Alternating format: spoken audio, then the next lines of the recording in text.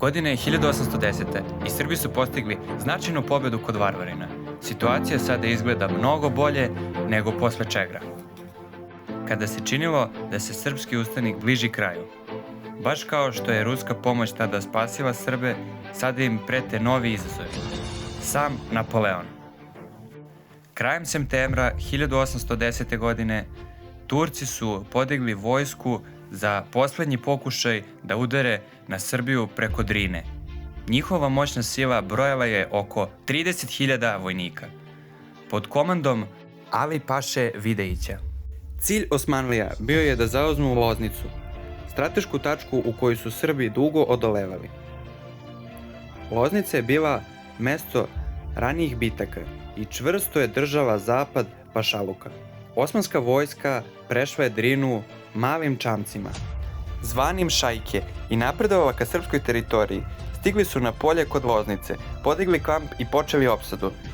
Srpske pozicije brojale su oko 12.000 vojnika, pod vođstvom Antonije Ante Bogićevića. I pored brojnije sile držali su položaj. Nakon 12 dana žestokih borbi, zalihe hrane su počele da nestaju. Bogićević je poslao glasnika u Šabac da zatraži pomoć od Luke Lazarevića. Lazarević je okupio svoje ljude i marširao na jug, dok je Jakov Nenadović takođe krenuo iz Banije da oslobodi Loznicu. U isto vreme, Karađorđe, svež sa pobedom kod Varvarina, krenuo je sa pojačanjem, uključujući 200 srpske snage su se ujedinile kod okolnih sela, brojevši oko 10.000 ljudi. Umesto da idu pravo na Loznicu, Karađorđe je pomerio vojsku na Tičarsko polje gde su Osmanlije bile. Videvši ovaj manevar, Ali Paša je prihvatio izazov, podelio vojsku. Jedan deo je krenuo ka Loznici, dok je drugi deo stao pred Karađorđa. Ova podela pokazala se kao velika greška. Sukob je eruptirao u žestoku bitku. Srbi, iako malobrojni, borili su se odlično. Kada je veče palo, borba se privremeno smirila, ali tokom noći srpske snage su se približile turskom kampu. Uskoro su stigla pojačanja. Sima Marković pridružio se sa oko 2.000 vojnika. Sledećeg jutra Turci su pokrenuli snažan napad, boreći se očajnički puškama, bajonetima i sabljama.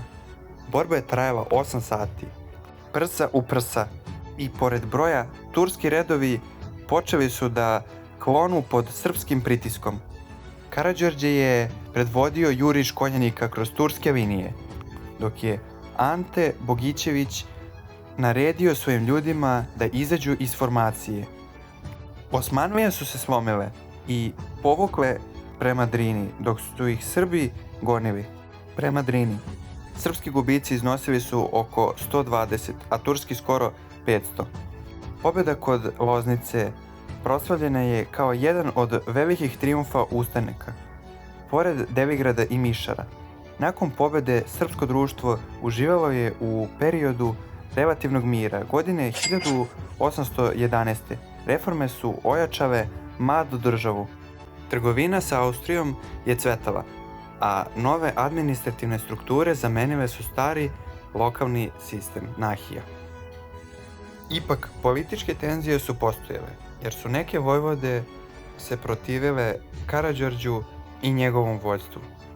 U međuvremenu, Evropa je bila suočena sa većim pretnjama. Ambicije Napoleona Bonaparte pretili su Rusiji, primoravajući je na mir 8. maja 1812. godine. Mir u Bukureštu okončao je neprijateljstvo između Rusije i Turske. Srbija, nezadovoljna njegovim uslovima, ostala je izolovana. Samo 13 dana kasnije Napoleon je napao Rusiju, preusmeravajući pažnju Osmanlija ka Srbiji.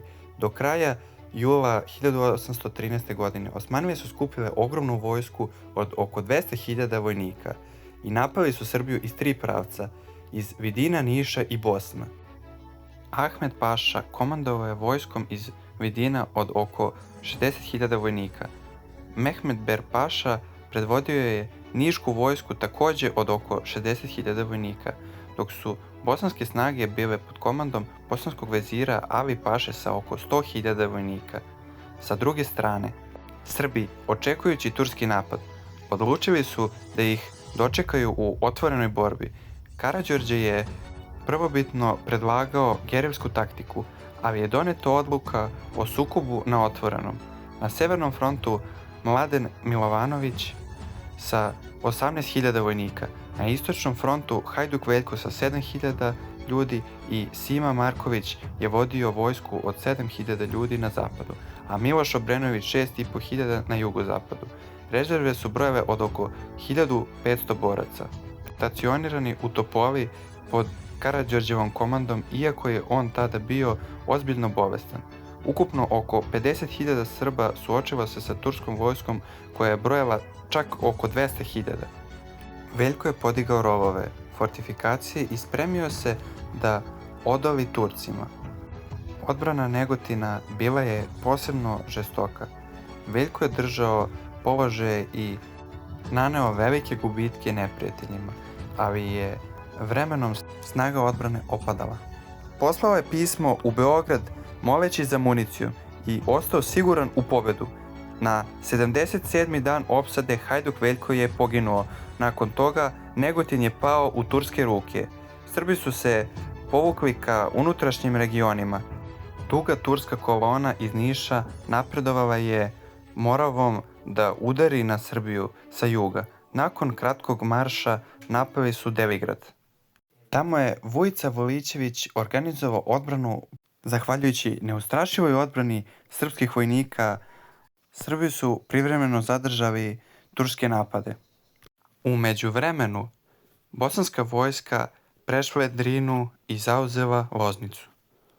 Napad je uticao na ceo srpski front, gurajući srpske snage ka Šapcu. Srbi su se herojski borili, ali na kraju bivaju poraženi, dopuštajući turskoj vojsci da nastavi napredovanje. Nakon neuspeha kod Devigrada, tursko zapovedništvo reorganizovalo je vojsku i nastavilo ofanzivu prema jugu. Toma je predvodio odbranu tvrđave, dok su druge jedinice vršile pritisak dublje u Srbiji, pokušavajući da uguše ustanak. Sa istoka ogromne turske vojske napredovala je neumorno prema Beogradu, ostavljajući malo šanse za organizovani otpor.